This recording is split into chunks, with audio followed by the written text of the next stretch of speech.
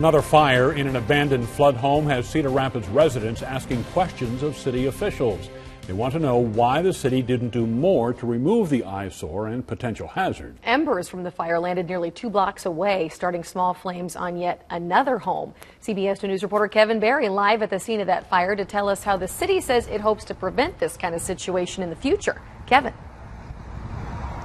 Scott and Tiffany, the city says there are plenty of abandoned and neglected houses like the one that used to sit on the plot of land behind me. And like the people down this block found out this weekend, that means plenty of people are flirting with danger. Brandon Hansen didn't like the abandoned home that sat down the street long before it burned to the ground this weekend. He says abandoned homes invite criminal activity or even just homeless people looking for shelter. These people are trespassing.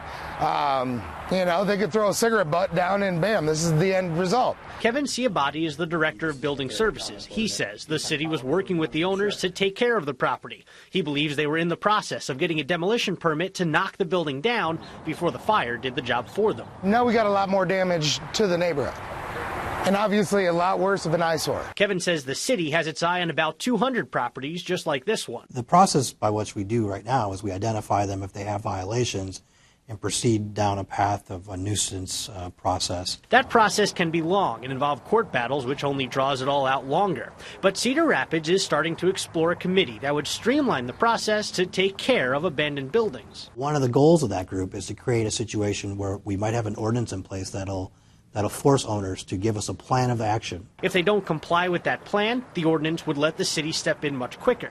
He says the new committee is a way to make sure owners get their due process, but in a way that cuts down on the inconvenience for everyone else. These are owners that need to take responsibility for their properties, and we want to make sure that we have ordinances in place to make them accountable for that.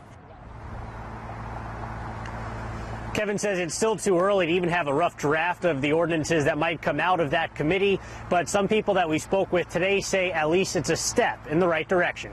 Covering the corridor in Cedar Rapids, Kevin Barry, CBS 2 News, 10 at 10.